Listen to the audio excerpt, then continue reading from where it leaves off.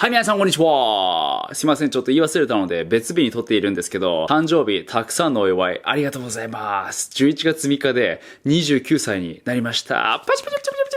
チ。そしてちょっと胃腸炎になっていたので投稿が遅れてしまいましたという言い訳。今日は久しぶりに過激でダークな動画になっています。下ネタってわけではないんですけど、ちょっとね、そっち系の話も入ってくるので、苦手な方は注意してください。みんな儀式って聞いたら何を思い浮かべますか？多分ミッドサマーとかがあったから秘密組織の怪しい雰囲気の儀式を思い浮かべるかもしれないけど、身近なものも結構たくさんあって、例えば結婚式とかよく考えれば儀式ですよね。婚姻を成立させるための儀式ですけど、他にはお宮参りや七五三、節分など、ここら辺はメジャーな儀式、風習なので知らない方あまりいないかと思いますけど、世の中にはあまり知られていないやばい儀式も存在しているんです。今日はそれらをいくつか紹介したいと思います。世の中は皆さんが思っているより狂っているかもしれません。まずは軽い優しめの世界中にある儀式。人型にはよく魂が宿りやすいなんて聞いたことありますよね。ぬいぐるみとかマネキンとか、これは世界に割と共通していることなんですね。昔から呪いだったり治療だったり人形を使う儀式が結構多いんです。世界的に見ていろんな国で一番多く儀式に使われているブードゥー人形、中国が起源とされている藁人形、そして日本古来の土偶、有名な映画チャイルドプレイなんかも実は実際にあった話で、人形にブードゥーの儀式によって殺人鬼の魂を人形に入れたものなんです。また藁人形を使う牛の国参り、これは誰かを呪う儀式として結構メジャーですよね。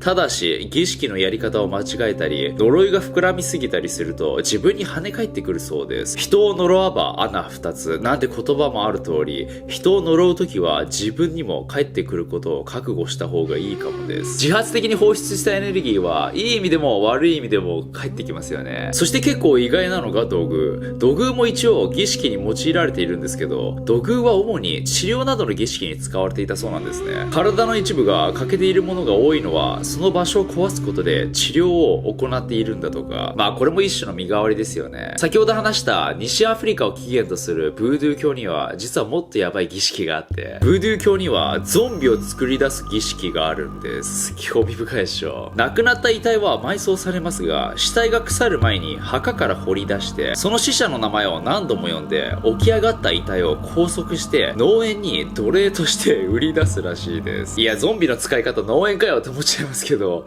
それを阻止したい家族はお墓を監視し続けるらしいです。昔はよく死んだと思って埋葬したら実は生きていたみたいな生き埋め事件が多発していたらしいんですけど、実は日本にもなかなか過激な儀式があったことで知られています。人柱、瞳悟空、人間を神への生贄とする儀式、自然信仰のアミニズムが根付いた地域でよく見られる儀式で、何らかの目的のため最も重要だと考えられる体を供物として神などへ捧げる行為ですよね。メソアメリカのアステカ帝国は大量生贄を行っていたことで知られています。太陽を信仰するアステカは人の血液と心臓を捧げていました。このチャックモールという石像に心臓を置いていたそうです。まさに心臓を捧げようってことですよね。もちろん生きたまま行われるので、実死後数秒生きられた彼らは唯一自分の心臓を見ることができた人々だそうです。全然いらないその唯一。ただ日本にもなかなか過激な儀式が存在していたんです。災害や奇襲によって破壊されないことを神に祈願するため、大規模建造物を建造するとき、その周辺に人間を生かしたまま土中に埋める儀式。特にお城建設の時に人柱が埋められたという伝説がたくさん残っていて、神様を人柱、二柱と柱という数え方をするので、人柱にして埋めることによって人でありながら神に近しい存在として考えていたそうです。生き埋めを偶然ではなく意図的に行っていたと思うとかなり残酷ですよね。魂が宿った建造物はそうでない建造物に比べて強いと考えられていたそうです。実際に各地で伝説としてそういった話が残っているんですね。鎌倉時代、越後の国、吹雪郡にある村を訪れた遊行僧は地滑り被害で困っていた人々のために自らが人柱となって災害を止めていたという伝説があって、その後昭和12年には実際40歳前後の人骨が途中から発見されたそうです。実際に効果があるのか気になりますよね。あったからってもちろんやらないけど。また心霊スポットでも有名な1914年に開通された縄文トンネルでは1970年に行われた改装工事で立ったままの姿勢の人骨が発見され、労働者や関係者の証言、また特殊な状況だったことからこちらも人柱であることが証明されたそうです。一説ではタコ労働者といって非人道的な過酷な労働を強制的に行っていたらしく、過労死した労働者をそこに埋めていたなんていう話もあります。非人道的な行為だったのか、神に捧げる儀式だったのか、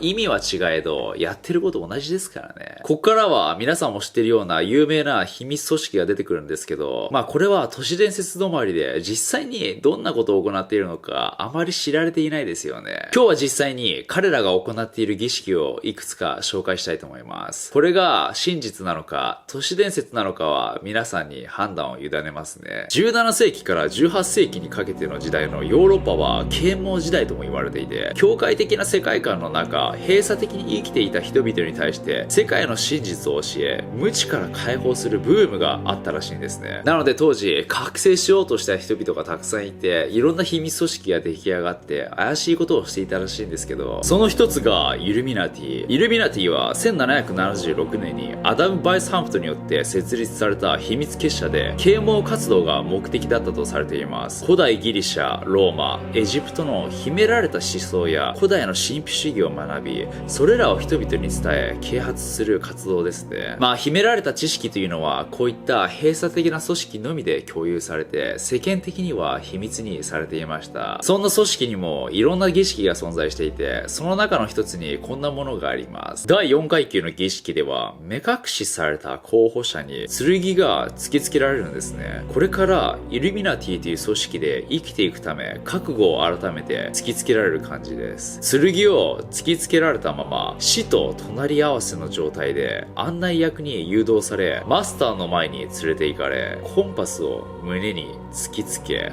3回ほど打ちます。この儀式には心の情熱を保ち、組織の秘密を胸に留めておくようにという意味が含まれているそうです。そして目隠しを外され、大量の剣を突きつけられ、誓いを破ったら安全を保証されないことが言い渡されます。冒頭の大昔の儀式に比べたらそれはちょっとね優しいかもしれないですけど、今でもこういった儀式がトップの方々によって行われているかもしれないと考えると、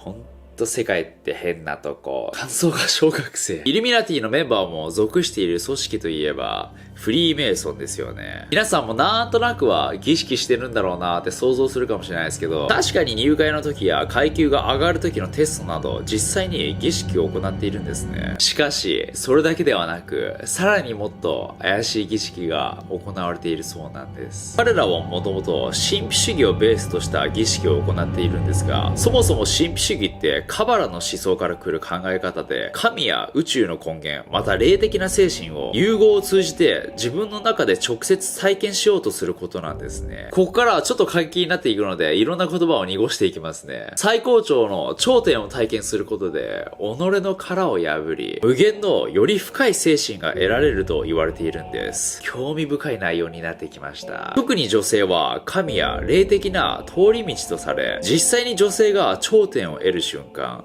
あの瞬間に神秘的な力が降りてくるんだとか、それを通して自分の中に取り組み、そして自分も同時に頂点を感じることが大事だと。フリーメイソンは男性のみなので、これは男性の視点から話しています。変態の方はこの時点で色々理解できるかと思いますけど、説明していきますね。神を下ろす儀式の場合、低層を守るシスターや純粋無垢な貴族の未婚の娘が選ばれていました。儀式は行われる場所、主導する人物、体験する会員の階級によって多少の違いはありますが、基本的には密室でテーブルのような台の上で、周りにはろうそくや様々な道具が置かれ、その台の周りを清掃した上位階級の会員が囲み、そこで神秘的な体験する会員と選ばれた女性が融合するんです。この時、女性が上に乗る姿勢になるんですけど、女性が頂点を迎える瞬間、それらの神秘的なものが降りてきて、会員に伝わるとされています。稀に複数人の男性が参加することもあるそうです。儀式が終わると、女性は体内に薬草を入れ、左右の足の付け根に入れ墨や薬印を入れられます。これは当時の避妊方法であり、足の付け根に入れ墨を入れることで、儀式に参加した証だとわかるそうです。一応これらは女性の合意のもと行われているそうです。ちょっと次からは足の付け根を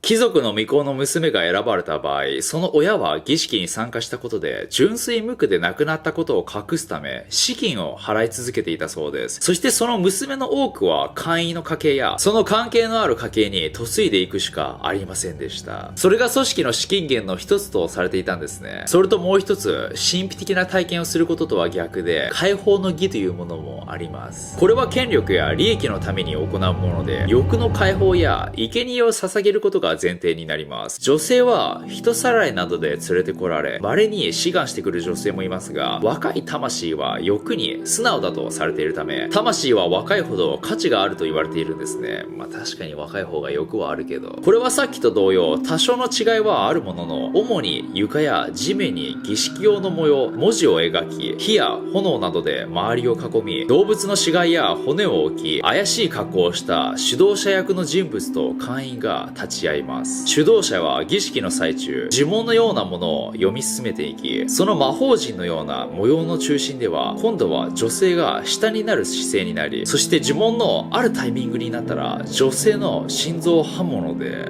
またその場にいる会員が歌のようなものを唱え、女性が頂点を得る瞬間に心臓刃物で、これは女性の中に溜められていた欲望を解放するという意味で行われています。欲望を好む、彼らにとっては神なんですかね。その神に欲望と血を捧げることで願いを聞いてもらうそうなんです。そして儀式の終わりに、その場にいた会員全員が生贄の血を口につけ、生贄の血を悪用されないように燃やすことで儀式は終了となります。そうやって神の力が宿った血を自分の中に入れることで力を得るんだとか、そしてこの解放の儀はイルミナティでも似たようなことが行われていたらしいんですけど、先ほどとは違い、神への対抗として悪魔を使っていたそうです。儀式的には大体作りは一緒なんですけど、描くマークはバホメットの逆五芒星の印を使います。この悪魔というのはサタンとか言われているんですけど、そもそもカトリックが信仰する奇跡とか信じれば救われるとかそんなものではなく、もっと人間臭い哲学とか科学を要約してサタンと言っているんです。なので悪魔は人間が崇拝するべき真の象徴として扱っている感じです。人間の暴力的な部分を儀式で表現するんですけど、残酷で痛みを伴わせることが重要だとされ、これは悪魔が人間の痛みや苦しみを好むと考えられていて、苦痛が多ければ多いほど悪魔の力も強くなり、それによって人間の本当の力や知識を授けてもらうんだとか、生贄はその異様な状態に耐えきれず発狂して、最終的にはいろんな意味で解放されます。いやー、ほんと狂ってる。なんで儀式って生贄かばかりなんですかね。目に見えない力を信じて祈るっていうのは大昔から行われていることですからね。人間の本能にあるんですかね、そういったものが。こういったことが本当に過去に、あるいは現代行われていたら、世の中かなり狂ったところですよね。皆さん的にはどう思いますかね。こういったこと本当に行われていると思いますか。それはね、自分の判断に任せていいんですけど、実際にトップの方々がカバラとか神秘主義を信仰するのは事実なので、何かしらは行っているとは思います。それでは皆さんご視聴ありがとうございました。